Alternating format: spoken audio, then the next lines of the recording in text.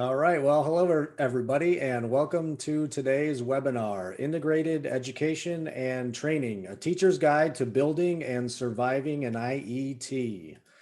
Today's webinar is generously sponsored by Burlington English, and today we have Robert Breitbart on, who's going to share a few words with us. Robert? Thank you, Mr. Bonnie, and thank you to all our friends at COABE. Say hi to Sharon for me, and how about that fantastic COABE conference we all enjoyed last month? Thanks to all of our great friends on the board of COABE and everybody, all the volunteers and everybody who made it just an amazing slam dunk event. And speaking of slam dunk, we are super happy to be sponsoring today's webinar. It's one of our favorite topics, and I know you're going to be super thrilled with the information that Jana has to share. And if you're just a little bit familiar with Burlington English, you know that we really shine in giving teachers everything they need to bring the awareness of IET and IELCE to life the minute our adult ESL learners walk in the door. And really that's our true secret to how we approach supporting you. And what you're going to hear Jana talk about is, let's get this started. Let's get this awareness of career study in the minds of our learners the minute they walk in the door for the very first day. And of course, on the screen, you know, if you're familiar with Burlington English, we do that with our Burlington core. We lay the foundation. We give the adult English language learners, we give them the solid foundation of college and career readiness standards, starting at the English language proficiency standards. We give them that solid foundation and awareness of career study, again, from the very beginning in our core courseware, if you will, all 6 NRS levels. And then after laying that foundation, you folks are finding so much success with what I like to call our virtual career counselor. And that's the course that you see just popped up on the screen. Our career exploration and soft skills does an amazing job at not just sharing and getting learners up to speed on the soft skills needed to get jobs and keep jobs and advance on the jobs, whenever that might happen, but also to build a digital career pathway portfolio to explore careers and build a portfolio that is going to help them to really lock in and get focused on the future of career study that you're going to be able to bring to them with efforts like you're going to hear from Jana. And then our English for specific careers that you see popping up on the screen, hundreds of what I like to call a day in the life of careers. So if you want to do mock job shadowing, a mock career fair, can't bring your learners to a job site or to a job fair,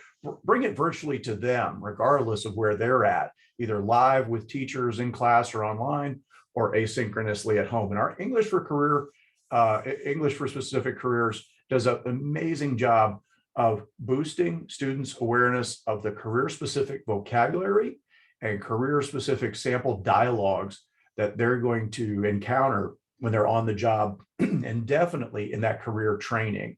So if you're as excited about this topic as I am, well, I've got lots and lots of friends who can help you bring this to really learners on any device.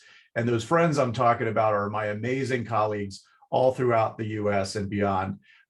So please reach out to myself or any one of my great friends who I work with all throughout the country. We're here to help bring your IET and IELCE goals to life. So with that, I'm excited. I'm going to turn it back over to James and Jana. I'm ready with my seatbelt.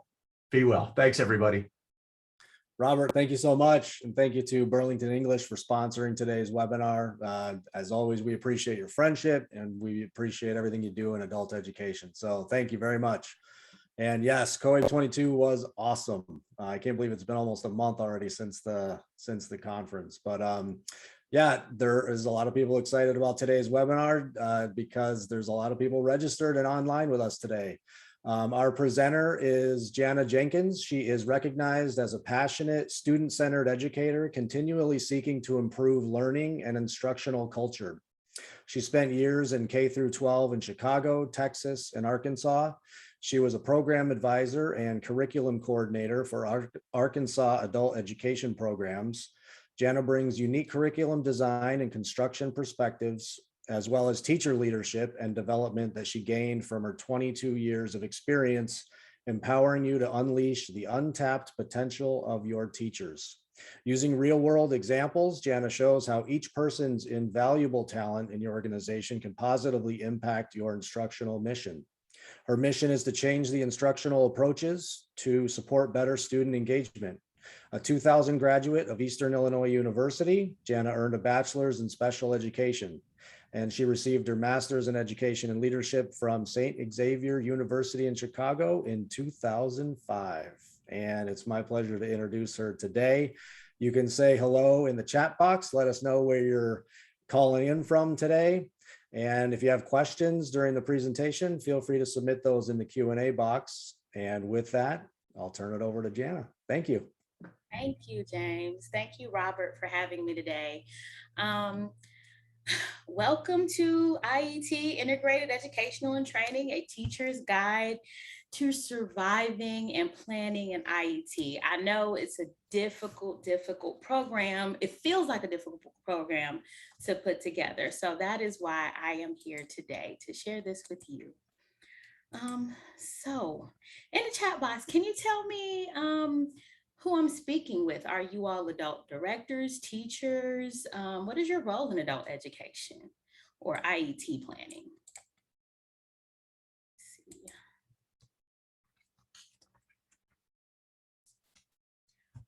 So as I said, as they introduced me, I am Jana Jenkins. I am currently I work with curriculum and instruction. And I just kind of feel like with the IET process, if you can't explain it simply, you really don't understand it. And I know all the material that's been thrown at us over the past couple years, people make it seem easy, but they haven't really given us the steps to help us determine what to do. So hopefully today I will give you some insight to what's going on. Okay, so I see I have a lot of directors and state programmers. Okay. All right, so let's get started. Our objectives for today. We're going to do a before, during, and after model. Okay, so I'm going to talk to you about the things that you need to really think about before you plan an IET. And then the things that you have to think about during an IET. And then, of course, the after, the follow-up. So let's start with, what is an IET? I know you all know this. You've heard this at every conference, every meeting. It's 3 parts to it. We have adult education activities, workforce preparation activities, and workforce training activities. What actually is it though? You have to understand this is a service approach. Why did they come up with this? This is an educational and career advancement approach. It's aligned to your career pathways, and it supports our local state workforce development board plans. The purpose of it is it's intended for all populations at every skill level. It is a core educational strategy for career pathways jointly developed between WIOA partners. The gains. Through IET programs, participants should gain goal-oriented, relevant, and practical knowledge. So what does all that mean? That means that students learn better with topics that they are more passionate about, okay? So when I look at IET, I have to really understand all the elements that they are trying to bring together. So the first part is those adult education literacy activities, civics instruction, ESL instruction, if applicable, workforce preparation. Those are your soft skills, and that workforce training. So that's one. Those are all the things we need to check off those boxes. 2, we need to then look at a sufficient intensity and quality of our program. Our program must include reading, writing, math, and English proficiency. Now, this is where things can go astray. People don't understand when they say it must occur simultaneously. That means it needs to be concurrent and contextualized. So we're trying to get away from isolating skills. So most of us grew up in schools and we read things that sometimes we really didn't care about. But if I'm in a nursing program and I really want to be a nurse, I'm passionate about nursing, then I am going to develop better literacy skills in reading about how to become a nurse. I am going to really understand that math behind the nursing skills. So it's really pretty much that's it. But we want to make sure that we are learning in the classroom and developing those reading and math skills at the same time as learning our occupational skills. So we also have to use occupationally relevant instructional materials. That means we have to use the materials that we would use on the job. And that way we can understand those literacy activities a little better. Organized as single set objectives. So like I said before, these things can't be isolated. They have to be contextualized all together. And then our last category is that the IET must be supported by data and information from your local workforce plan. IET models should also be supported with data from the local labor market. So what does that mean? That means that, do we need these jobs in our area? Because we should not saturate the market with jobs that are no longer there or there is no need. So we want to make sure our IET focuses on the needs of our area. So before an IET, this is where we focus on our planning, okay? So these are some considerations before an IET. Who are your stakeholders? Who will be involved in this IET? Is the chosen IET responsive of local employers' needs? What are your local employers' needs? What are our student target demographics? Which companies in your area hire these demographics? What support services will your program include to aid with student barriers? Did the program choose an IET that was industry specific or nationally recognized or nationally recognized? Will the students get a certification at the end of this IET? Does my IET have a job connection? So you really want to sit down with your team and discuss these things, because really it's about that job connection. And I'm going to say this probably 15 times during this session. Start with the end in mind. Think about that student in that job right now. Okay, now work backwards. How do we get them there? We always have to acknowledge our barriers. And everybody has the same barriers. I don't care where you go. I don't care what state you're in. These are most likely the barriers that you will encounter. Funding, childcare, transportation, transition paperwork, access to workforce training sites, especially if they're closed due to COVID, staff, your own staff, students not having a social security number, fidelity in meeting the requirements. Oftentimes we put things together and then they just kind of fall apart because we don't really think about all the things that need to come together. Our own LEAs, sometimes that they have rules in place that kind of work against what you're trying to do. Recruitment and retention. You might build this wonderful, beautiful IET, but then you don't have any students. And COVID, of course. Then we have to examine the student perspective. You want to keep your costs low. Oftentimes we have great ideas, but we can't support them in the cost. And that could be from the transportation to the uniforms, to books, anything like that. We want to make sure we can keep those costs as low as possible for our students. Have convenient class schedules. Some people have to work in the day or they have to work at night. So ensuring that those class schedules are convenient. Creating a system in place for intake and referrals. So that's your external support. And offer wraparound services, your internal support. Those wraparound services can also make or break you. So where do I begin when I don't know where to begin? Let's see. Determine your teaching models. Plan the small, big details. Create measurable goals. Analyze your potential performance measures. Go to your table 4 and you need to really decide on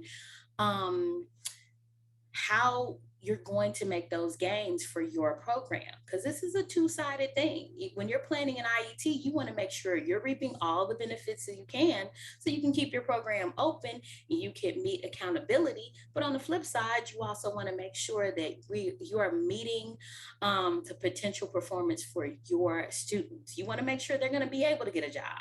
They're ready for that job. Your IET is structured in a way that that word of mouth will get around and people will want to come to your IET, okay? Decide on onboarding and orientation processes. I think this is a small but big thing that also kind of falls by the wayside, because we'll tell people to come on in and, we might meet with them for the first time, but there's no onboarding process. We don't check in with them. We don't follow up with them. And having that orientation process and setting out the expectations and laying out the big picture. Because oftentimes our students find barriers within that portion. And these are things that you could possibly help right then and there so the student would be successful in your IET. Integrate support services. This is extremely important. Everybody should be on a first name basis with support services. Making sure that, transportation is not an issue, or other support services around you that help with funding. That's the most important thing. And collaborate with your partners. So let's talk about that teaching model. This is one of the most important parts of your IET. Oftentimes with an IET, we find that it becomes a dumping ground where you have a teacher and you're like, listen, this is what I can do with this IET. And they don't talk about two teachers that actually have to work together. How do you want this to look? Because teachers are good on their own. But the moment you say, hey, I need you to work with this person on this, things can fall apart. So you want to make sure that your teachers meet, they plan together, they talk to each other, they understand the students' needs. So you have your traditional team teaching model, your collaborative teaching model, your parallel instruction, split differentiated class, or complementary supportive team teaching. And we'll get into those a little bit later as to what those are.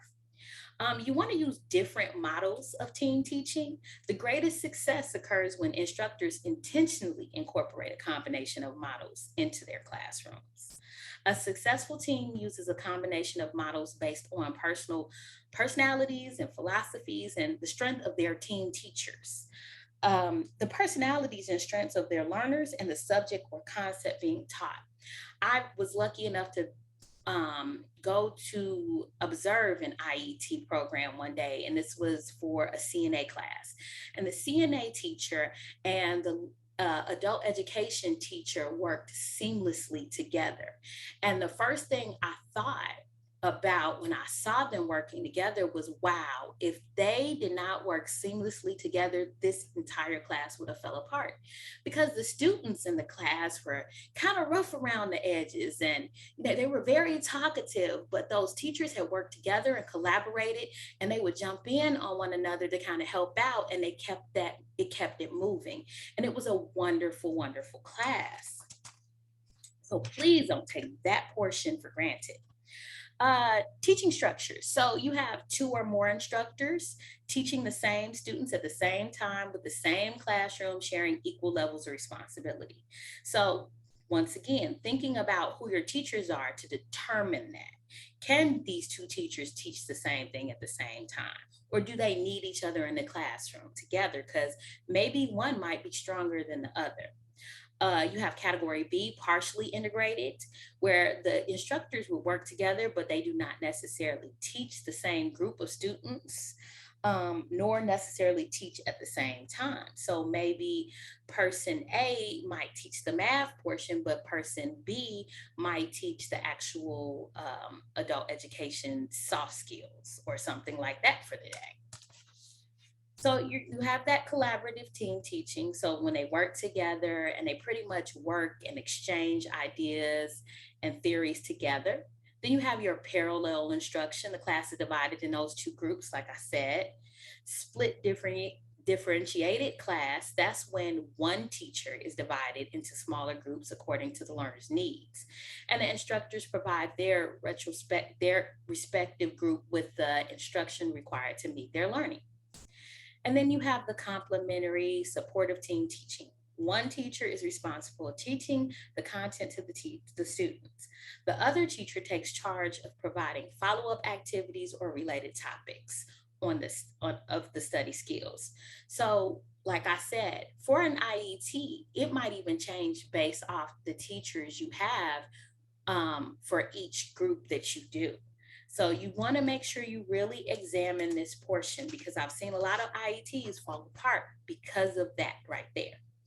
The importance of this teacher planning.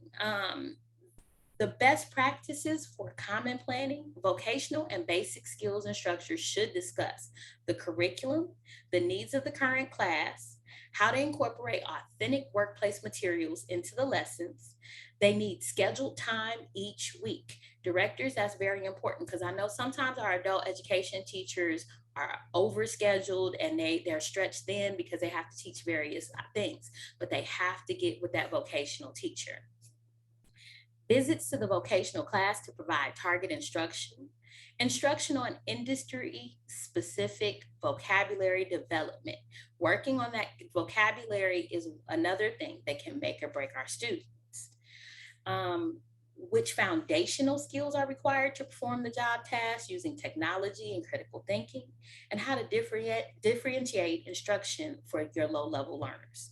So think about this. Your vocational teacher might be good in their craft or skill, but they may not necessarily be the best person to teach the information. And that's where your adult education instructor comes in, and they can break down the material with that vocational teacher. So you also want to make sure you're supporting your English language learners for success. This is a challenge because sometimes students don't have the English to learn the program fast enough. And I know that's one of the barriers that I've heard as well. So one of your possible solutions is consider the potential for an ESOL class with a focus on extra vocabulary. And maybe this class might need to be extended 2 or 3 weeks to support that extra vocabulary. You also want to create a bridge between the ESOL classes and IET to allow those learners to start preparing for a healthcare career while they acquire that English proficiency. So that's just an example. So you really want to make sure that you're supporting your English language learners. And you can do that through Burlington English. That's a great program, by the way. Just want to stick that in. Considerations before that IET. You also want to make sure what the intensity and quality of the adult education and literacy activities, workforce preparation activities, and workforce training. How will you determine this? So you want to make sure that it's balanced. That all of these parts are seamlessly coming together.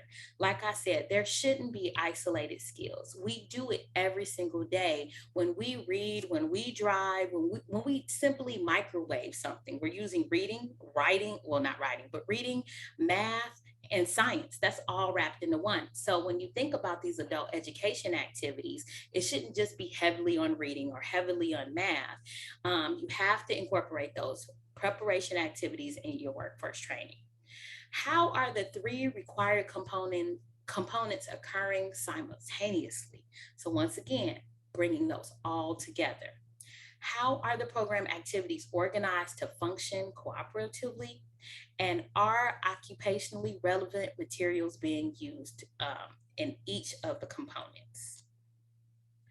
You want to identify class barriers. And I know we feel like, wow, we keep running into these walls, but these are the things that you have to acknowledge before the IET starts. Or once you get your class together, you have to think about that childcare, that transportation, reading materials, access to training, once again, your staff.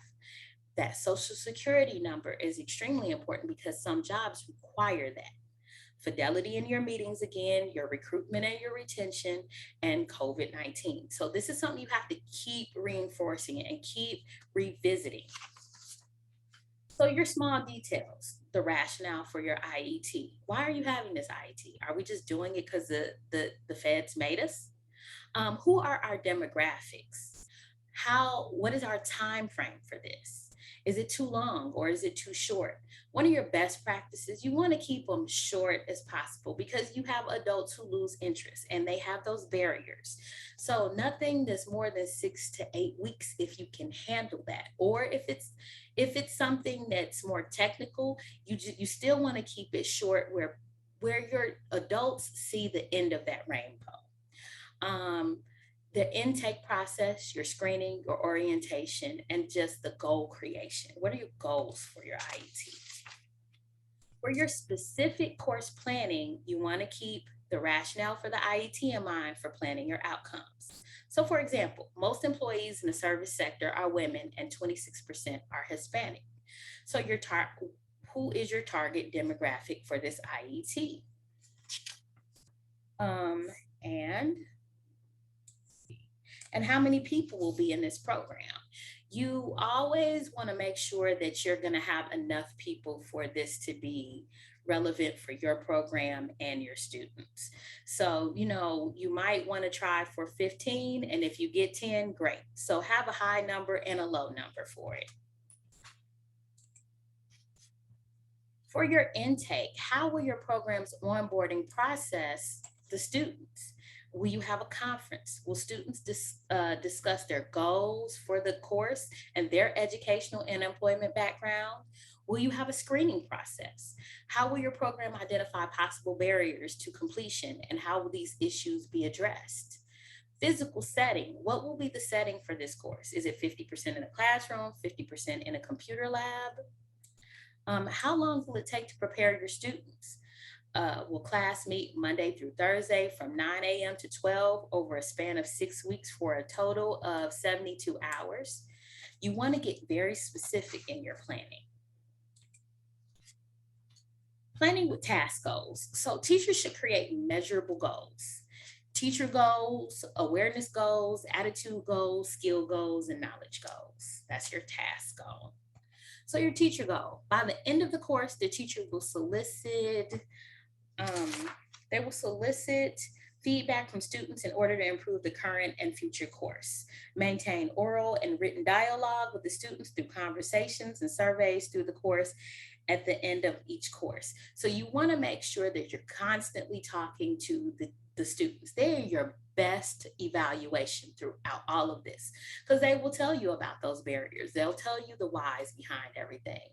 And they will be the ones that will help for your future programs. Awareness goal. By the end of the course, students will become more aware of their career interests, hard, soft, and transferable skills, short-term or long-term career goals. So you really want to know what are their goals. You want to develop career goals and personal expectations for advancement in the retail industry. Maybe that's a possible example. But you really want to talk to the students to understand, will they make it through this? That interview process will help you determine, are they a good fit for this IET or could you create a new IET? An attitude goal. By the end of the course, students will have developed a positive attitude regarding their career opportunities in retail. Identify possible careers in various retail areas, business, and in general responsibilities. So you want to make sure that their head is on straight and they are looking forward to the certificate or the end of this IET process, and they will have a job. Knowledge goal. By the end of the course, students will be able to understand the process of how to obtain a job. That's very important as well, making sure that not only they can get a job, but they can keep a job. And a skills goal. By the end of the course, students will have developed the ability to use a computer for a variety of purposes. Accurately match retail technology components with equipment. So these are just some simple task goals, example goals. Performance measures and teaching an IET. So you have to figure out your outcomes. Once again, think about the end in mind. Look at the students who want to participate and use a checklist. What are your performance measures your students may obtain, and what performance measures your program may need to focus on. So this is a little checklist that I created after looking at table 4, because I think we don't really focus on as the number of performance measures we might be missing out per student. So looking at number 1, MSG, where will we focus our MSG on? Do we need to focus on math, reading, or language? Because you don't have to focus on all 3. Maybe your student is strong in reading and math is the thing that they need that educational gain in. Does the student need a secondary diploma? Will the student enroll in a post-secondary program? How will the student show mastery of the IET? Will they show mastery through transcripts, milestones, or an exam? Follow-up. Will the student have a job after second quarter exit? So you really want to talk to your students about that, making sure they understand that please try to keep a job for a year, stick with it, see if they like it, because that also benefits your program. Will the student have a job after exit of fourth quarter? Did the student get a credential after completing their IET? How many instructional hours will the student have? Will the student obtain a post-secondary credential? So will they move on and get the next certificate after this? Have you set them up for that in your first program? So maybe they started off in that CNA program, and the next step will be, I think it was the I'm sorry, I forgot the name of it. The next step after a CNA, but you want to make sure they know about that process. They can go to school for it. Will the student wages increase for a better job, higher wage? Because that's our purpose. That's what we're here for. So if they get an increase in wages, that's a point for us. Will the student get a post-secondary, will they go into a post-secondary program? Will the student get a job? Will the student attend a post-secondary and get a credential? So these are all things you want to think about per student. And like I said, you want to make sure, because this is new in the last year, that you make sure you understand what that student can get so you can meet those performance measures. So that transcript, the milestones, or an exam, what will come at the end of this IET? How will we know that they are qualified or you can get actual credit for this IET? Do we have any questions before I move on? Because I know I'm kind of moving fast through things, but I like to give step-by-step instructions. So feel free, if you have any questions or concerns, stop me, because I definitely want to hear you and I don't want to move too fast. Let's see. Forming cohorts. Really, cohorts, I think a good recommendation is finding a group of friends, usually people who are moving along and on the same track. They tend to use word of mouth. And if you can sell it to one person, they can sell it to friends. Really, it's about the job itself. So starting in your community, understanding where the job needs are. And if you can definitely determine that there are jobs, you have a guaranteed job at the end of your IET, that is the best way to go. I mean, if they know they're going to be hired, they will work towards this IET, and they will, like I said, word of mouth. It'll get around, tell people to bring in friends, definitely have a orientation. And just advertisement and advertising things in places where we don't normally advertise, like movie theaters, laundry mats, places where people hang out in groups. So that's the best thing, just the advertisement and word of mouth, and just making sure that there is something at the end of that rainbow. Let's see. Program recruiting and onboarding process. Once again, this is a small detail that can make a big difference. If any one of you have ever went to college, most of the time when you go to college, you went there with purpose, but if the college doesn't grab a hold to you and kind of support you, some people tend to walk away. And for our students, they definitely are there for your support. So what I'm saying is you need to be a cheerleader. You need to bring in people and you need to make sure they understand you care if they finish. You need to have a check-in process and a follow-up process. Even if you feel like you're getting on their nerves, trust me, that is better than just bringing them in and just telling them about the program and then letting it go. That's how a lot of programs lose their students in the middle of their IET, because the students don't feel like that other people care. So really being a cheerleader through the process is also a major component. Onboarding starts with the intake process where applicants are assessed and interviewed by staff. Get to know your student, understand why they're there. And then you can use those small reminders when you see them and you share that with your staff, and your staff is aware, hey, James wants to finish truck driving. That's his goal in life. So every time you see him, talk about that. Ask him how close he is to finishing. Cheer him on through this process. As adults, we need cheerleading too, okay? Orientation. Students complete activities with their vocational instructor, their ABE and ASE instructor, financial coach, and job coach. All of those jobs are extremely important. Financial coach. The reason why I love adult education so much, and going back into K through 12, I am trying to push that information down to K through 12.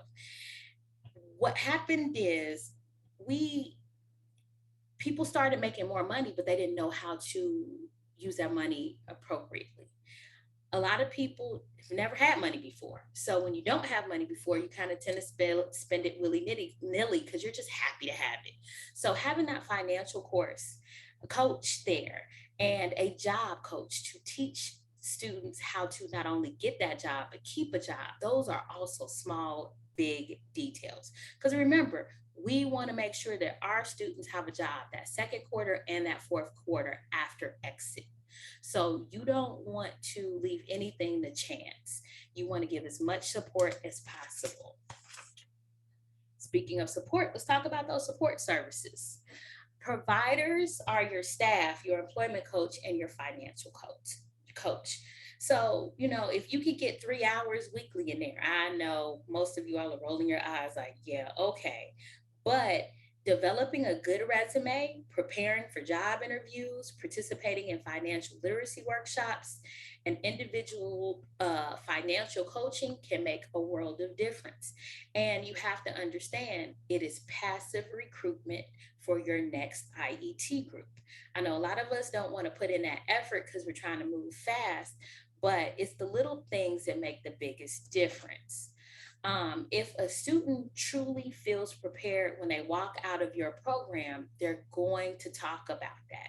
And they're going to stand at a mountaintop and let everybody know where they were and where now they are. And so these little things are extremely important. So you want to coordinate with your workforce training portion. You want to develop and maintain employer partnerships.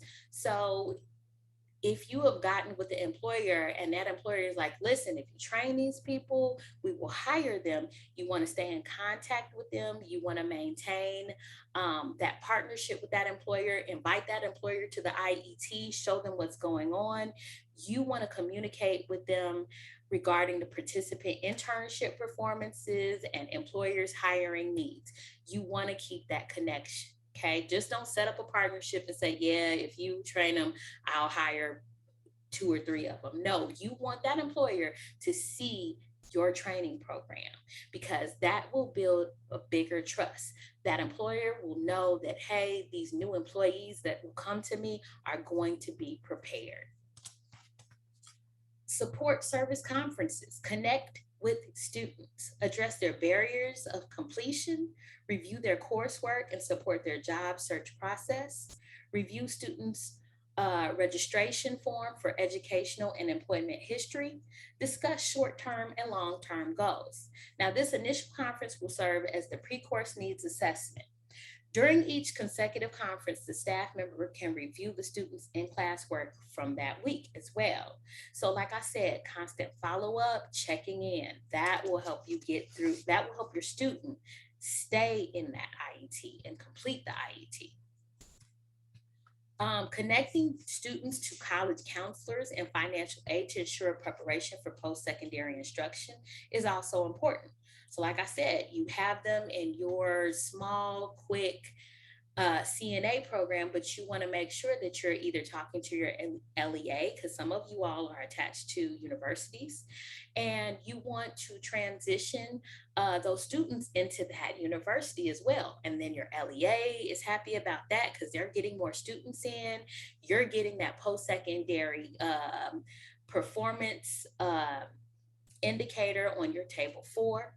You want to connect students to job fairs, advisory committee members, and job sites before employment. So when they walk out your door, they are completely ready for the next step. Remember, because we're trying to create stackable credentials. So like I said, that CNA, LPN, that's what I was looking for earlier. It's Friday, forgive me.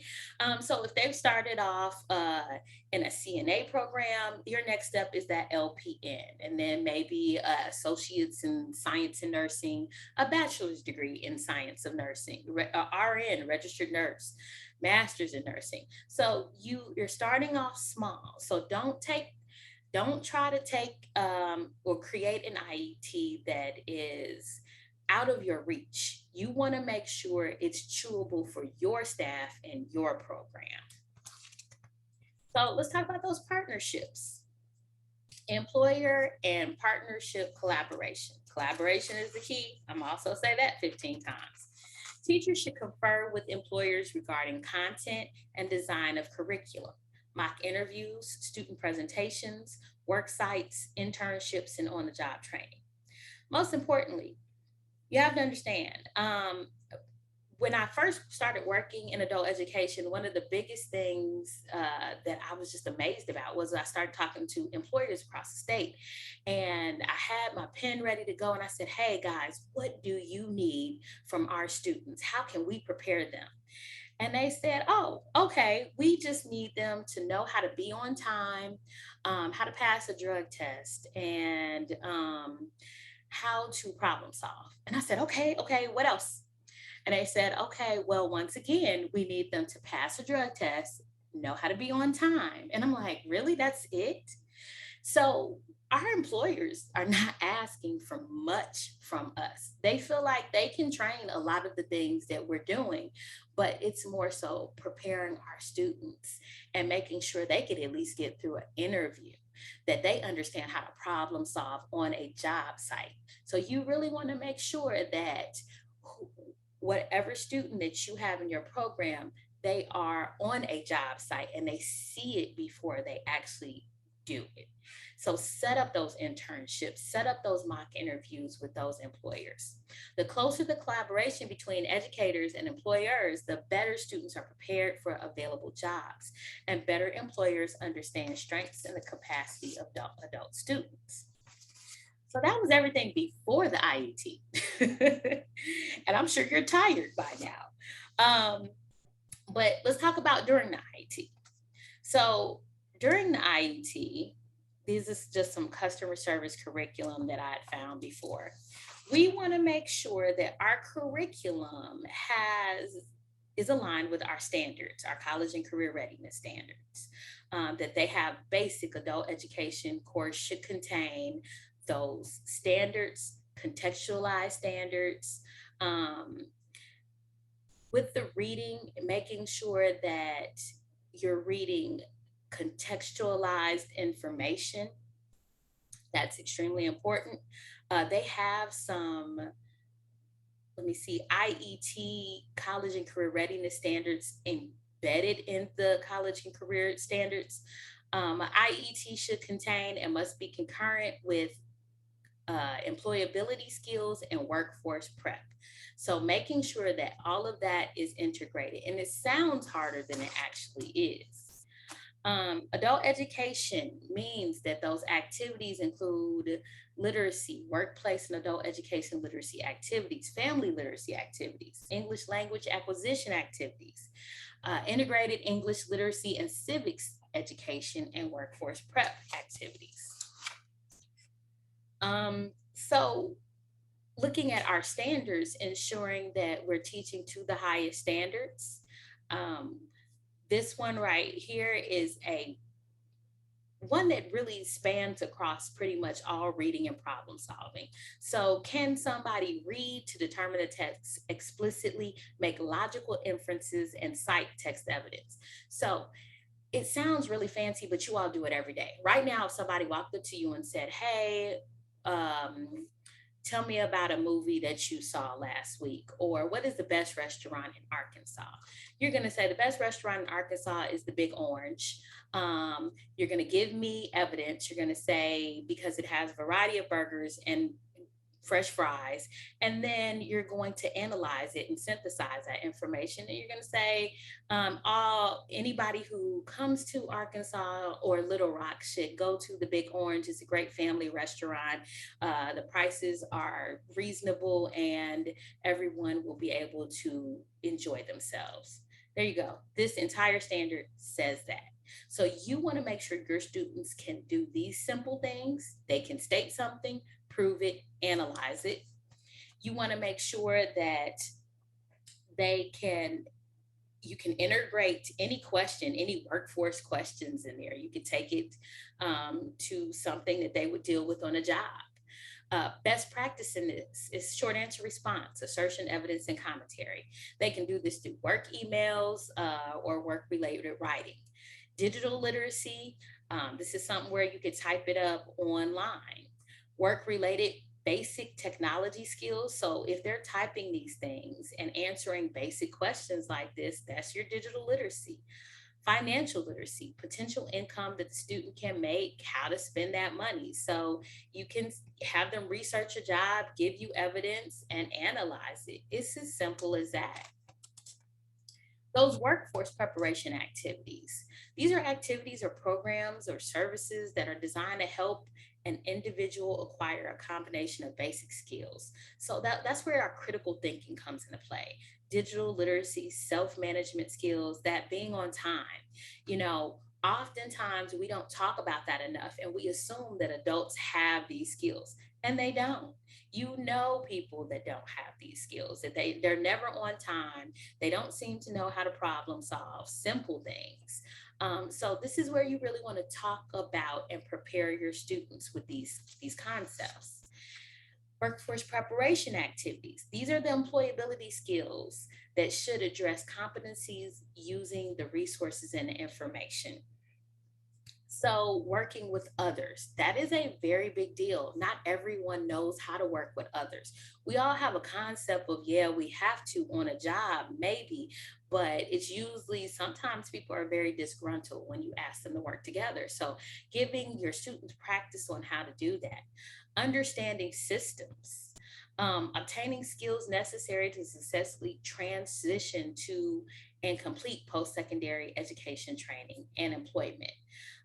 So soft skills might look like, okay, we're working together, or we can use the computer with this. Your workforce prep skills might be something like with the CNA, okay, when we're washing in between the fingers of a person or their fingers, don't put lotion on afterwards. Or when you come to a person's house as a CNA, don't wear too much cologne because it'll disturb your patients. So you have to make sure that you're focusing on all of the skills necessary to be in a job successfully. Workforce preparation in two parts. So you have general employability skills, so those communication and critical thinking skills. And then, like I said, specific employability skills, CNA, student, you shouldn't wear perfume to work so it won't disturb your patients. Workforce preparation activities also can include teaching skills that matter. If you've ever heard of that program, that was a wonderful program that integrated 9 central skills. adaptability, willingness to learn, communication skills, critical thinking, interpersonal skills, navigating systems, problem solving, processing and analyzing information, and respecting differences in diversity and self-awareness. These are all skills that have to be taught. Once again, we are all a little bit different in how we grew up. So we can't just assume that everybody has these skills. Learning strategies for success should be explicitly taught and consistently included in the curriculum, like teamwork, communication, critical thinking, innovation, creativity, diversity awareness. But pick three to focus on. Don't try to focus on too many things. Learners will apply as they engage in collaborative activities. So it's also very important to build in application outcomes. Have your students do this. We shouldn't be talking at them, we should have them practice it in every aspect of the class. So even walking into class, greeting other peers, working in groups, dealing with projects, handling difficult peers, giving them that practice and that, you want to make sure that your learners are adequately prepared for their job. Learners will apply skills as they engage collaborative activities like information challenges, discovering learning, many capstone projects. You could do online communities. You could do the problem solution approach, project-based approach, or contextualized instruction.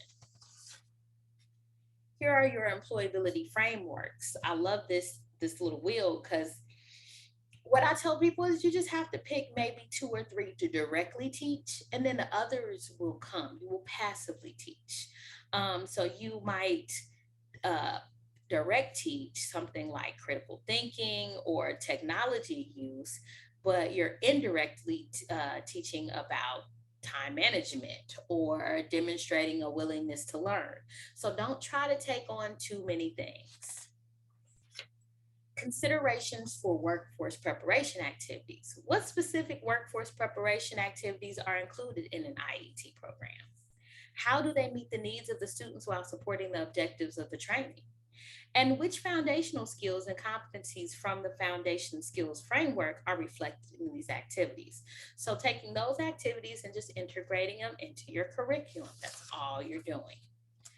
Your workforce training activities, occupational skills training, including training for non-traditional employment, on-the-job training, incumbent work-in training, programs that combine workplace training with related instruction, which may include cooperative educational programs.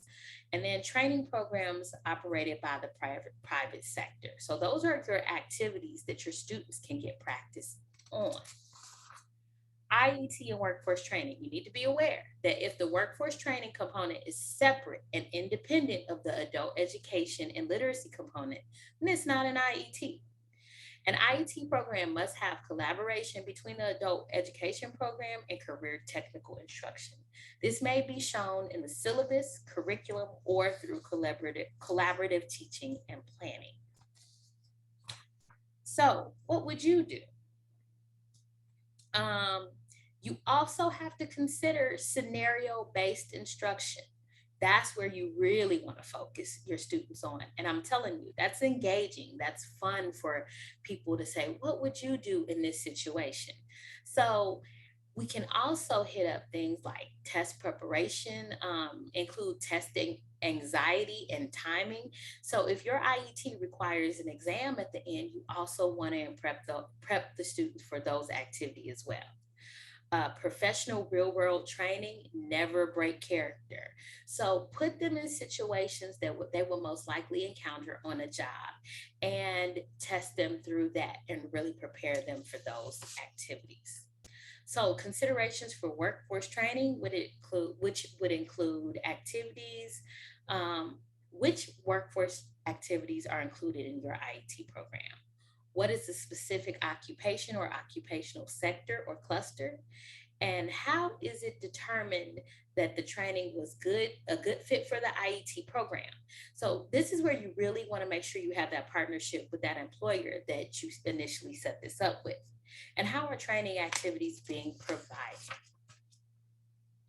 So now we finally get to after the IET. So we have set up our groups. We have advertised, we've onboarded, we've made sure our teachers are really comfortable in what they're teaching. Everybody is meeting and planning weekly, discussing students' needs. Your support staff is really focused on making sure they have that financial literacy component and those soft skills component. Now, how do we know our IET worked? What do we do after the IET is over? Well, we want to go back to that checklist to make sure that it did work. Going back to that, sorry, I did not put it back in there. Making sure that we examine what our outcomes are, how many students completed the program, how many students passed the certification exam, how students made a gain, and what are the employment rates percent. Best practice, the program should always continue to follow up with graduates every other month for a year following graduation to track those outcomes, prevent backsliding, and provide any necessary support. You never want to just let your students go. Please check in with them because you still have those outcomes after that year of exit. So supporting them, you might call them and they may not have a job. So that's your goal, to go and help them get a job, connect them with a career counselor in your program. Oftentimes we don't evaluate the program. So you want to make sure that you gather the following information. Identify unexpected challenges. It is impossible to plan something and think of every gap or barrier. Student outcomes, look at that list again and say, okay, did we make sure that we get all the gains necessary? Teacher experiences, sit your teachers down and talk to them. How did they work together? What didn't work? What did work? Employer surveys, are your employers happy with the current new hires? Other stakeholder information, thoughts and ideas, and new opportunities for improvement. After the IET course is completed, understand that you need to be flexible with the changes of industry, because something's always changing, as we can see through COVID for the past 2 or 3 years. So continue to revamp your services. Employ approaches that focus on technical skills that transfer across job categories, and rotate their job training so that they don't oversaturate the market with workers who are then left out without strong employment options. So you want to make sure that they could generalize their skills to another job, maybe if that wasn't the job for them, or it didn't work out, or your IET needs to change. So making sure that you are building a community and regularly checking those barriers, logging unexpected challenges, and make time for planning. Create buy-in. IETs are extremely easy and hard at the same time. I know that sounds weird, but at the end of the day, it's about planning like everything else. If you plan it correctly, then it'll work. But it's the portion that I've seen, the programs that didn't work out were things that could have been addressed early on if people just sat down and really talked and talked about those support services, and did that onboarding and made sure that this was something that was needed in the community, because it's a well thought out concept, but it can be daunting for people who have never put it together. So you just want to make sure that you think about all the concepts that I've put in my presentation. So I hope that's helped. I hope you can walk away with something. If you have any questions or concerns, please feel free to email me. I think that my email address is in my presentation, and I appreciate your time. Thank you. Jana, thank you so much. That was an awesome presentation. Robert, did you want to say a few words to close it out? That was Jana. I'm going to watch. This is a webinar I'm going to watch and rewatch a whole bunch of times. And so thank you to all our friends at COABE for bringing it on. And Jana, I'm serious, slide by slide. It was fantastic that I was able to match up to what we have at Burlington English. So just to all those listening, would love, whether it's myself at robert.b@burlingtonenglish.com or any of my wonderful colleagues, just know we love making particularly adult ESL more than just conversational English. And let's have every adult ESL learner who walks through the doors be aware and prepped for what Jana talked about. So great job. Thank you, Jana. Thank you, James. Excellent. Thank you, Robert. Thank you, Janet. Thank you, everybody, for participating today. If you could take a second to fill out the poll real quick. And just a reminder, a couple of people asked whether or not this presentation was going to be available. And it will within 24 hours. It'll be on coabe.org along with a replay of this webinar. So thanks again, everybody. I hope everybody has a great rest of the day and a great weekend. Thank you, Jana. Thank you, Robert. And goodbye, everybody. Thank you. Great weekend.